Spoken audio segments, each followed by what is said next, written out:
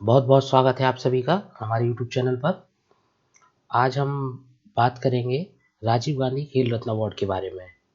जैसा कि आप जानते हैं कि राजीव गांधी भारत के प्रधानमंत्री थे, पूर्व प्रधानमंत्री थे, जो कि 1984 से 1989 तक भारत के प्रधानमंत्री रहे। इंदिरा गांधी के बाद ये प्रधानमंत्री बने थे। राजीव गांधी की मृत्यु या कहें हत्या एक तमिल आतंकी संगठन liberation tigers of Tamil Eelam LTTE के आतंकियों द्वारा कर दी गई थी 1991 में तमिलनाडु में, जिसके बाद इनके सम्मान में 1991 में घोषणा हुई कि खेल के क्षेत्र का सर्वोच्च पुरस्कार इनके नाम पर दिया जाएगा और राजीव गांधी खेल रत्न पुरस्कार की स्थापना की गई। चलिए तो आगे, जैसा कि अपन जानते हैं कि राजीव गांधी खेल रत्न पुरस्कार जो है वो भारत का सर्वोच्च खेल सम्मान है, तो इसके बारे में हम आगे पढ़ते हैं। इसमें हम पढ़ेंगे इतिहास, उसके महत्वपूर्ण प्रश्नों को और साथ साथ 2020 में दिए गए राजीव गांधी खेल रत्न पुरस्कार को। तो जैसा कि मैंने आपको बताया कि राजीव गांधी खेल रत्न पुरस्कार की शुरुआत कब हुई, 1991 में हुई और ये पहला अवार्ड दिया गया 1992 में। यह पुरस्कार भारत में खेल के क्षेत्र में दिया जाने वाला सर्वोच्च पुरस्कार है और इस पुरस्कार को देता कौन है? भारत सरकार का खेल मंत्रालय। जो खेल मंत्रालय है भारत सरकार का, वो दिया जाता है। आपको कमेंट में बताना है कि वर्तमान में भारत के खेल मंत्री कौन है, मध्य प्रदेश के, और भारत के खेल मंत्री कौन है। चलिए 1992 से 2014 तक यह पुरस्कार जब दिया जाता था तो यह देखा जाता था कि किसी खिलाड़ी ने एक वर्ष में अंतर्राष्ट्रीय स्तर पर क्या प्रदर्शन किया है। मगर 2014, अच्छा याद रखिएगा, 2014 में ये पुरस्कार किसी को भी नहीं दिया गया। कुछ बदलाव हुए 2015 से, उसके बारे में हम पढ़ने वाले हैं आगे। तो 2014 तक, 1992 से 2014 तक यह देखा जाता था किसी खिलाड़ी ने एक वर्ष में क्या प्रदर्शन किया है या उसका अंतर्राष्ट्रीय स्तर पर क्या प्रदर्शन है। उस आधार पर इस प्रकार पुरस्कार की घोषणा होती थी, परंतु कुछ बदलाव हुए, वो अपन चर्चा कर रहे हैं।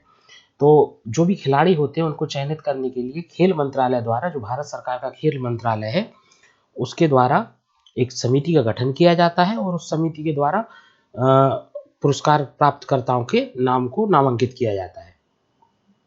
तो 2014 में जो चयन समिति थी, कपिल देव बनाए गए थे इनके अध्यक्ष। इसके सुझाव दिए गए और 2015 में ये जो समिति है, इस समिति के सुझाव के आधार पर खिलाड़ियों को अब एक वर्ष के आधार पर ना देखकर पिछले 4 वर्षों में अंतर्राष्ट्रीय स्तर पर जो प्रदर्शन रहा होगा उसके आधार पर ये पुरस्कार दिया जाने लगा। तो ये चेंज हुआ था 2015 से, ठीक है ना। इसको अच्छे से याद रखिएगा कि खिलाड़ियों का जो प्रदर्शन है वो पिछले 4 वर्षों में जो प्रदर्शन रहा है उसको देखा जाएगा। इसके बाद हम आगे पढ़ते हैं। जो पुरस्कार प्राप्त करता होता है खिलाड़ी, उसको भारत का राष्ट्रपति जो है वो विशेष समारोह आयोजित होता है 29 अगस्त को। तो यहाँ आप जानते हैं 29 अगस्त को राष्ट्रपति जो है, राष्ट्रपति विशेष समारोह आयोजित करते हैं और उस समारोह में इस पुरस्कार का वितरण किया जाता है। तो 29 अगस्त क्यों, क्या खास है इस दिन? जैसा कि आप जानते हैं कि 29 अगस्त जो है वो राष्ट्रीय खेल दिवस है, मेजर ध्यानचंद का जन्म दिवस, ध्यानचंद का जन्म दिवस। तो इस कारण से ये दिया जाता है 29 अगस्त को, है ना। तो प्रश्न ऐसा भी पूछा जा सकता है कि अगर आप डिस्क्रिप्टिव प्रश्नों में इस तरीके से भी पूछा जा सकता है कि भाई ये 29 अगस्त को दिया जाता है क्योंकि इस दिन आपको सही कथन या गलत कथन पहचाननी हो तो 29 अगस्त को दिया जाता है क्योंकि 29 अगस्त को जो है राजीव गांधी की जन्म हुआ था या मृत्यु हुई थी, ऐसा कुछ भी दे सकते। तो मैंने आपको बताया कि राजीव गांधी की जो मृत्यु है वो कब हुई थी? 21 मई 1991। और इस दिन हम मनाते हैं क्या? राष्ट्रीय आतंकवाद निरोधी दिवस, ठीक है ना। तो इसको याद रखिएगा। इस पुरस्कार में के साथ साथ एक मेडल दिया जाता है, एक प्रमाण पत्र या प्रशस्ति पत्र जिसको बोलते हैं सर्टिफिकेट दिया जाता है, और जो पुरस्कार की राशि होती है वो होती है कितनी? 7.5 लाख रुपए। 7.5 लाख रुपए इसके तहत दिए जाते हैं और प्रतिवर्ष दिया जाता है ये पुरस्कार। अब हम बात करते हैं कि पहला राजीव गांधी खेल रत्न जब 1991 में स्थापित हुआ, 1992 में पहला राजीव गांधी खेल रत्न पुरस्कार शतरंज के प्रसिद्ध खिलाड़ी विश्वनाथ आनंद को दिया। तो विश्वनाथ आनंद किस स्टेट से आते हैं? तमिलनाडु से, है ना। इसको याद रखिएगा, विश्वनाथ आनंद जो है वो कहाँ से आते हैं? तमिलनाडु से। शतरंज के प्रसिद्ध खिलाड़ी, ग्रैंड मास्टर रह चुके हैं विश्वनाथ आनंद, पहले राजीव गांधी खेल रत्न अवार्ड प्राप्त करता है। इसके बाद कुछ और हम कुछ और महत्वपूर्ण भारत रत्न प्राप्तकर्ताओं के बारे में अगर पढ़ें तो अभिनव बिंद्रा बहुत अच्छे से जानते होंगे आप लोग। इनको भी भारत रत्न इनको भी खेल रत्न पुरस्कार दिया जा चुका है शूटिंग के लिए 2001 में। और ख़ास बात इनकी ये है, क्योंकि हम कुछ प्रसिद्ध या खास लोगों के बारे में पढ़ रहे हैं, तो खास बात ये है कि इनको जो पुरस्कार दिया गया उसकी कैटेगरी अगर अपन देखें, फैक्ट चेक करें, तो ये सबसे कम उम्र में राजीव गांधी खेल रत्न पुरस्कार पाने वाले खिलाड़ी थे। मात्र 19 वर्ष की आयु में 2001 में जो है राजीव गांधी खेल रत्न अवार्ड दिया गया था। और अगर अपन इनकी बात करें, इनकी और उपलब्धियों की बात करें अभिनव बिंद्रा के बारे में, तो 2008 में इनको 10 mm एयर राइफल शूटिंग में 2008 में 10 mm एयर राइफल शूटिंग में इनको मिला था क्या, ओलंपिक का गोल्ड। इन्होंने 10 mm एयर राइफल शूटिंग में ओलंपिक का गोल्ड जीता था। और 1980 के बाद भारत द्वारा जीता गया ये पहला गोल्ड था। 1980 तक भारत अच्छा खासा प्रदर्शन करता था हॉकी में, परंतु उसके बाद लगातार प्रदर्शन गिरता गया और भारत ने गोल्ड जीतना लगभग बंद कर दिया। और पहला गोल्ड जीता भारत ने 1980, बहुत लंबा अंतराल हो गया, आप देखें 28 वर्ष लगभग, और भारत जीत पाया गोल्ड। वो कमाल किसने कर दिखाया, अभिनव बिंद्रा ने। उसके साथ साथ एक और रिकॉर्ड ये बनाया कि ये एकल प्रतिस्पर्धा जो सिंगल होता है, सिंगल कोई खिलाड़ी अपना प्रदर्शन करता है ऐसे खेलों में, उसमें अगर गोल्ड की बात करें तो ये भारत का पहला गोल्ड था। मतलब भारत ने हॉकी में तो गोल्ड जीता था इसके पहले, मगर किसी भी एकल प्रतियोगिताएं जो होती हैं, प्रतिस्पर्धाएं होती हैं, उसमें भारत ने कभी गोल्ड नहीं जीता था। तो अभिनव बिंद्रा जो है एकल प्रतिस्पर्धा में जीता, भारत में पहली बार गोल्ड जीतने वाले खिलाड़ी भी थे। 10 mm एयर राइफल शूटिंग में उन्होंने एक कमाल किया है। अगली हम बात करें कि पंकज आडवाणी की, इनको देख रहे होंगे आप, बहुत अच्छे से जानते हैं भारत में इनको लोग। पंकज आडवाणी ये बिलियर्ड और स्नूकर के खिलाड़ी हैं और 2005 में इनको पुरस्कार दिया गया था राजीव गांधी खेल रत्न अवार्ड। और इनको जो पुरस्कार दिया गया था इसकी खासियत ये है कि ये एकमात्र ऐसे खिलाड़ी हैं जिनको 2 खेलों में उत्कृष्ट प्रदर्शन हेतु ये पुरस्कार दिया गया। कौन कौन से 2 खेल, बिलियर्ड्स और स्नूकर, दोनों लगभग लगभग समान होते हैं, परंतु इसमें खेलने में थोड़ा सा अंतर होता है ना, नियमों में कुछ अंतर होता है, बिलियर्ड्स और स्नूकर। तो बिलियर्ड्स और स्नूकर में पंकज आडवाणी ऐसे खिलाड़ी एकमात्र जिनको 2 खेलों में उत्कृष्ट प्रदर्शन हेतु ये पुरस्कार दिया गया। कब दिया गया, 2005, राजीव गांधी खेल रत्न अवार्ड पंकज आडवाणी 2005। अगला हम पढ़ते हैं भारत की पहली महिला खिलाड़ी। ये भी बहुत महत्वपूर्ण प्रश्न हो जाता है महिलाओं के बारे में, अगर अपन देखें तो एग्जाम का एक नजरिया ये भी होता है, महिलाओं के पहली महिला के बारे में पूछा जाता है। तो हम बात करते हैं कर्णम मल्लेश्वरी की। कर्णम मल्लेश्वरी पहली महिला थी जिन्हें 1995 में भारोत्तोलन मतलब वेट लिफ्टिंग में पुरस्कार दिया गया था। और इसके साथ साथ कर्णम मल्लेश्वरी की अगर अपन बात करें तो कर्णम मल्लेश्वरी ने 2000 सिडनी ओलंपिक में कांस्य पदक जीता था 69 किलोग्राम 69 केजी भारोत्तोलन प्रतियोगिता में।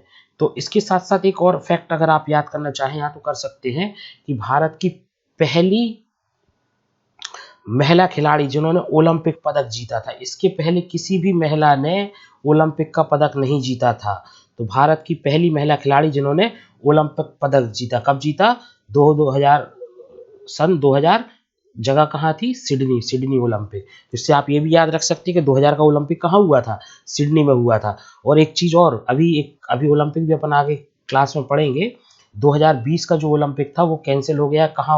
कहाँ होना था ये, जापान की राजधानी टोक्यो में होने वाला ओलंपिक कैंसिल हो गया। इसके बारे में भी अपन आगे वीडियो में पढ़ेंगे आने वाली क्लासों में। अगला अगर अपन देखें कुछ और अन्य महत्वपूर्ण राजीव गांधी खेल रत्न पुरस्कार प्राप्त करता है, जैसे कई बार इनसे प्रश्न पूछ लिए जाते हैं, जैसे कि हमारे क्रिकेट के मास्टर ब्लास्टर सचिन तेंदुलकर को मिला ये कब, 1998 में। और पुलेला गोपीचंद कौन है, ये बैडमिंटन के खिलाड़ी हैं, ये कई प्रसिद्ध भारत की हस्तियां हैं, उनके ये कोच रहे हैं। राजवर्धन सिंह राठौर ये भारत के पूर्व खेल मंत्री हैं, वर्तमान में इनके पास अभी कोई मंत्रालय नहीं है। 2004 में इनको शूटिंग में मिला था। राजवर्धन सिंह राठौर बीजेपी से सांसद हैं और इनको खेल मंत्री भी बनाया गया था पिछली जो लोकसभा थी उसमें। वर्तमान में ये मंत्री पद पर नहीं है मगर सांसद हैं। महेंद्र सिंह धोनी भारतीय क्रिकेट टीम के पूर्व कप्तान महेंद्र सिंह धोनी, इनको दिया गया कब, 2007 में, ये बहुत अच्छे से याद रखिएगा। और boxing MC Mary Kom super mom इनको दिया गया 2009 में। विराट कोहली भारतीय क्रिकेट टीम के कप्तान 2018 में, ठीक है ना, इनको दिया गया भारत का सर्वोच्च खेल सम्मान राजीव गांधी खेल रत्न अवार्ड। अब हम बात करते हैं 2020। 2020 चूंकि ये एग्जाम आपके आने वाले हैं, कई सारे एग्जाम होने हैं, तो उसमें एक प्रश्न यहाँ से बनना बिल्कुल स्वाभाविक है कि 2020 में जो राष्ट्रीय खेल पुरस्कार वितरित हुए हैं उनमें एक महत्वपूर्ण या सब सर्वोच्च खेल पुरस्कार कहा जाता है, वो है राजीव गांधी खेल रत्न पुरस्कार, या इसको शॉर्ट में अपन खेल रत्न पुरस्कार भी बोलते हैं, है ना। तो 2020 में ये दिया गया है 5 खिलाड़ियों को। 2020 में दिया गया है ये 5 खिलाड़ियों को। तो कौन कौन से 5 खिलाड़ी हैं? रोहित शर्मा, इनको बहुत अच्छे से आप जानते होंगे। रोहित शर्मा बैटिंग करते हैं, भारतीय क्रिकेटर हैं, T20, टेस्ट और वनडे मैच के खिलाड़ी हैं भारत के, राइट हैंड बैट्समैन हैं।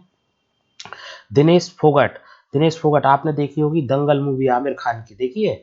उसमें जो गीता फोगट, बबीता फोगट और उनकी एक छोटी बहन भी बताई जाती है, वो बहुत छोटी रहती है, उसमें कोई ऐसा उसका सीन नहीं है परंतु दिखाई गई है। वही है विनेश फोगट, जो कि आगे आकर उन दोनों बहनों के बाद भारत का नाम रोशन कर रही है। Vinesh Phogat wrestling, free style कुश्ती में ये लड़ती हैं, फ्री स्टाइल रेसलिंग में, अभी चर्चा कर रहे हैं इनके बारे में डिस्क्रिप्टिव। और ये है टेबल टेनिस की भारत में नंबर 1 रैंक रखने वाली खिलाड़ी, टेबल टेनिस की मनिका बत्रा, इनको मिला है टेबल टेनिस खेल के लिए। और रानी रामपाल, ये भी एक चमकती हुई तारे हैं, हरियाणा से आती हैं रानी रामपाल, और रानी रामपाल भारतीय हॉकी टीम में शामिल हैं और इनको मिला है राजीव गांधी खेल रत्न अवार्ड। और एक और बहुत अच्छा खेल रत्न पुरस्कार अगर अपन कहें तो ये है मरियप्पन थांगावेलु। मरियप्पन थांगावेलु पैरा ओलंपिक की खिलाड़ी है, मतलब इनका एक पैर जो है वो सही नहीं है, आगे चर्चा कर रहे हैं अपन, इनको हाई जंप के लिए मिला है। अब अपन एक एक खिलाड़ी जो 2020 में जिनको मिला है उनके बारे में थोड़ी विस्तृत चर्चा करते हैं। सबसे पहले हम देखेंगे रोहित शर्मा।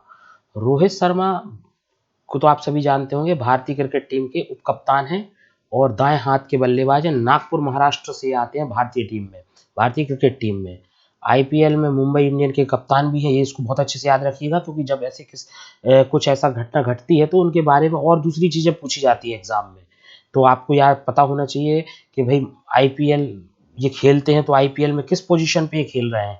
तो ये आईपीएल में जो है ये मुंबई इंडियंस के कप्तान है और भारतीय टीम में उप कप्तान भी है ये, ठीक है ना। और पहला टेस्ट इन्होंने अपना जो खेला था, टेस्ट मैच जो था वो 2013 में वेस्ट इंडीज के खिलाफ खेला था। और पहला एक दिवसीय मतलब वनडे ओडीआई जो मैच होता है अंतर्राष्ट्रीय क्रिकेट मैच में, इनका पदार्पण 2007 आयरलैंड के खिलाफ हुआ था। और पहला T20 मैच इन्होंने 2007 में खेला था, किसके खिलाफ? इंग्लैंड के खिलाफ। अगर हम बात करें कि पहले खिलाड़ी जिन्होंने एक दिवसीय मैचों में मतलब वनडे मैचों में, इसको आपको बहुत अच्छे से याद रखना होगा क्योंकि ये कैटेगरी अलग अलग होती है भाई। वनडे मैच, T20 मैच है ना, सबके रिकॉर्ड अलग अलग हैं और सबको अलग अलग कैटेगराइज करके ही हमें पढ़ना होगा। तो एक दिवसीय मैचों में 3 बार दोहरे शतक बनाए, मतलब ऐसा 3 बार किया इन्होंने कि 200 रन बनाए हों या 200 से ऊपर बनाए हों। तो 3 बार दोहरे शतक बनाने वाले खिलाड़ी हैं, पहले खिलाड़ी हैं, कौन है? रोहित शर्मा, भारतीय क्रिकेट टीम के। फिर रोहित शर्मा का एक और रिकॉर्ड है, रोहित शर्मा ने एक मैच में किसी भी खिलाड़ी द्वारा बनाया गया सर्वोच्च स्कोर बनाया है, जो कि है 264 रन। 2014 में किसके खिलाफ बनाया था? ये इन्होंने बनाया था, ईडन गार्डन में मैच हुआ था, कोलकाता ईडन गार्डन स्टेडियम में कोलकाता में मैच हुआ था, किसके खिलाफ? श्रीलंका के खिलाफ। तो श्रीलंका के खिलाफ रोहित शर्मा ने 264 रन बनाए थे 2014 में ईडन गार्डन कोलकाता में, जो कि किसी खिलाड़ी द्वारा बनाया गया सर्वोच्च स्कोर है। चलिए आगे देखते हैं विनेश फोगट। ये विनेश फोगट जैसे कि हमने आपको बताया कि ये गीता फोगट और बबीता फोगट की बहन है और फ्री स्टाइल कुश्ती या फ्री स्टाइल रेसलिंग से आती हैं, हरियाणा से ये निवासी हैं। 2019 नूर सुल्तान में आयोजित वर्ल्ड चैंपियनशिप में 53 किलोग्राम भार में कांस्य पदक जीता। तो वर्ल्ड चैंपियनशिप जो कुश्ती की होती है उसमें इन्होंने क्या जीता है? वर्ल्ड चैंपियनशिप, कुश्ती की वर्ल्ड चैंपियनशिप में इन्होंने जीता है क्या? 53 किलोग्राम में क्या जीता है? कांस्य पदक। अब आपसे एक यहाँ प्रश्न बन रहा है, नूर सुल्तान कहाँ है भाई ये? तो नूर सुल्तान, आपको एक बहुत अच्छा करंट अफेयर्स का प्रश्न है। नूर सुल्तान जो है नई राजधानी है कहाँ की? कजाकिस्तान की, है ना। कजाकिस्तान की पहले राजधानी थी अस्ताना, अब नाम बदल के वहाँ के जो दूसरे राष्ट्राध्यक्ष उनके नाम पर नूर सुल्तान राजधानी कर दी गई है कजाकिस्तान की। ठीक है, तो ये वर्ल्ड चैंपियनशिप हुई थी 2019 में, वहाँ विनेश फोगट ने क्या जीता है, कांस्य पदक जीता है। और कॉमनवेल्थ या राष्ट्रमंडल खेल जो होते, ग्लासगो 2014 में गोल्ड जीता, गोल्ड कोस्ट 2018 में, लगातार 2 कॉमनवेल्थ या राष्ट्रमंडल खेलों में ये गोल्ड मेडल जीतते आ रहे हैं, है ना। और 2020 में जो एशियन गेम्स हुए नई दिल्ली में, उसमें इन्होंने 53 किलोग्राम में भार में कांस्य पदक जीता। और इसी के साथ साथ एक और बहुत महत्वपूर्ण प्रश्न यहाँ से बनता है, जो अचानक से प्रश्न आ जाता है और हम ध्यान नहीं दे पाते, कि Laureus world sport award, Laureus world sport, सबसे पहले तो अपन को याद रखना है कि लॉरास अवार्ड का संबंध किस खेल से है। लॉरास अवार्ड का संबंध है खेल की खेल के क्षेत्र से, किस खेल से नहीं, सॉरी, खेल के क्षेत्र से। और लॉरास अवार्ड दिया जाता है जर्मनी से। ये विश्व प्रसिद्ध अवार्ड है जो कि दुनिया भर के खिलाड़ियों को अब उनके उत्कृष्ट प्रदर्शन करने हेतु दिया जाता है। और इसीलिए ये प्रश्न यहाँ से महत्वपूर्ण हो जाता है, क्योंकि भारत की खिलाड़ी विनेश फोगाट इस अवार्ड के लिए नामांकित की गई हैं। तो ध्यान रखिएगा, लॉरास वर्ल्ड स्पोर्ट अवार्ड कहाँ का है, जर्मनी का है, जो कि एक वर्ल्ड अंतर्राष्ट्रीय स्तर का अवार्ड है। और भारत में विनेश फोगाट को इस अवार्ड के लिए नामांकित किया गया है। अगला है मनिका बत्रा। मनिका बत्रा, जैसा कि आप देख पा रहे हैं, ये टेबल टेनिस की खिलाड़ी हैं, दिल्ली से आती हैं। भारत में टेबल टेनिस में इनकी रैंक है 1। अगर अपन भारत की रैंकिंग की बात करें तो टेबल टेनिस की जो रैंकिंग में इनका पहला स्थान है। और विश्व की ओवरऑल रैंकिंग की अपन बात करें तो 47 रैंकिंग की है। ये सेक हैंड एक ग्रिप होती है टेबल टेनिस में खेलने वाली। सेक हैंड ग्रिप एक नए जो बैट पकड़ने का अंदाज है उसको कहते हैं, एक नए तरीके का अंदाज है सेक हैंड ग्रिप, उससे खेलती हैं, उसकी खिलाड़ी हैं। तो याद रखिएगा मनिका बत्रा। तो इनसे सामान्य प्रश्न पूछे जा सकते हैं, मनिका बत्रा किस खेल की खिलाड़ी है ना, कहाँ से आती हैं, है ना, या फिर विश्व में रैंकिंग क्या है और भारत में रैंकिंग क्या है, और किस ग्रिप से खेलती हैं, सेक हैंड ग्रिप से खेलती हैं ये। अगली खिलाड़ी है खेल रत्न पुरस्कार विजेता, भारत की अगली खिलाड़ी है रानी रामपाल, जो कि भारतीय महिला हॉकी टीम की कप्तान है। तो भारतीय, आप यहाँ से आपको याद रखना कि भारतीय महिला टीम की कप्तान कौन है, रानी रामपाल है, जिनको दिया गया है हाल ही में राजीव गांधी खेल रत्न अवार्ड। ये भी हरियाणा से आती हैं। हरियाणा से काफ़ी अच्छे खिलाड़ी जो हैं हमारे भारत में हरियाणा से आते हैं, और उन्हीं में से एक है रानी रामपाल। जैसा कि आप देख पा रहे हैं, ये हरियाणा से आती हैं और ये भारतीय हॉकी टीम की कप्तान है। 2010 में इन्होंने एक रिकॉर्ड स्थापित किया था, जो सबसे कम उम्र की खिलाड़ी के रूप में शामिल हुई थी। 2010 जो हॉकी विश्व कप हुआ था महिलाओं का, उसमें 15 वर्ष की थी मात्र ये, और ये शामिल हुई थी खिलाड़ी के रूप में, जो कि उम्र में सबसे कम थी। तो आप कह सकते हैं कि सबसे कम उम्र की खिलाड़ी के रूप में कौन शामिल हुई, रानी रामपाल। और खास बात यह है कि 2020 में इनको दिया गया पद्मश्री, एक बहुत सम्मानीय अवार्ड है भारत का, पद्मश्री पुरस्कार। और इनके कोच हैं कौन, बलदेव सिंह। इनको भी द्रोणाचार्य अवार्ड दिया गया क्योंकि इन्हीं के कारण इनको इन्होंने टीचिंग दी है। द्रोणाचार्य अवार्ड दिया जाता है जो कोच होते हैं खिलाड़ियों के, और उनके अगर उनके द्वारा खिलाए जो उनके द्वारा जो शिष्य होते हैं उनके अगर वो अच्छा प्रदर्शन करते हैं तो कोचों को पुरस्कार दिया जाता है। उसका नाम है क्या, द्रोणाचार्य पुरस्कार। अलग से पढ़ेंगे अपन इसको। और 2018 एशियन टीम में सिल्वर मेडल जीता।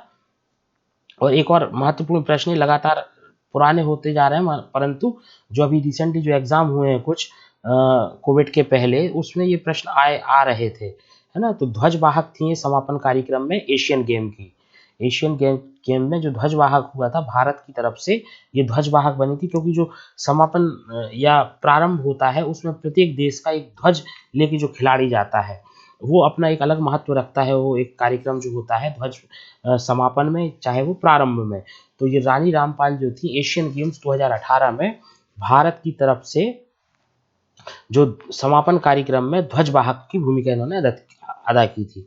अगला देखते हैं मरियप्पन थिंगाविलु। ये बहुत ही शानदार खिलाड़ी हैं, और मैं कहता हूँ कि इनके जीवन से हम बहुत सारी प्रेरणाएं ले सकते हैं। मरियप्पन थिंगाविलु ऐसे व्यक्ति जिनकी, अगर इनकी आप जीवन स्टोरी को पढ़ेंगे तो अच्छे खासे मोटिवेट हो सकते हैं। इनके जो माँ है वो एक सिंगल मदर के रूप, इनके पिताजी किसी कारणवश इनको छोड़कर चले गए, और इनकी माँ ने इनको बचपन से ही सिंगल मदर के रूप में पाला पोसा। और जब ये 5 वर्ष के थे अच्छा, ये 5 वर्ष के थे, इसके पहले भी आप देखेंगे इनकी माँ जो थी वो क्या करती थी, वो ईंट ईंट बनने वाले जो कारखाने होते हैं उनमें काम करती थी, है ना? और कई सारे छोटे-मोटे इन्होंने काम किए और एक बड़ी घटना घटी 5 वर्ष की आयु में जब थेंगावेलु 5 वर्ष के थे, एक शराबी बस चालक ने इनके जो है दाएँ पैर पे बस चढ़ा दी, जिसके कारण इनका दायाँ पैर पूरी तरीके से क्षतिग्रस्त हो गया और ये कभी नहीं अ, अपने उस पैर को सही कर पाए और पैरा ओलंपिक खिलाड़ी बन गए। इसके बाद इनकी कामयाबी देखी, ये पैरा ओलंपिक खिलाड़ी बने और लगातार इन्होंने बहुत अच्छा प्रदर्शन किया और इसी खेलों में उनके इसी उत्कृष्ट प्रदर्शन हेतु इनको 2017 में दिया गया था पद्मश्री अवार्ड और 2017 में ही इनको मिला था अर्जुन अवार्ड। और 2017 में इसलिए दिया गया था क्योंकि जब ये 2016 में रियो दी जेनियो में जो ओलंपिक हुए थे, रियो दी जेनियो ब्राजील में है, रियो दी जेनियो 2016 के जहाँ ओलंपिक हुए थे, वहाँ पे इन्होंने हाई जंप जो खेल होता है उसमें इन्होंने T40 जो प्रतिस्पर्धा होती है हाई जंप की, उसमें गोल्ड मेडल जीता था और अपने आप में एक उत्कृष्ट प्रदर्शन करने वाले खिलाड़ी हैं मरियप्पन थिंगावेलु। तो आशा करते हैं कि आपको ये क्लास पसंद आई होगी। हम प्रयास करेंगे कि आगे आने वाले समय में आपको खेल और पुरस्कार संबंधित समस्त जानकारियाँ उपलब्ध करा पाएँ। अपना बहुमूल्य समय देने के लिए धन्यवाद।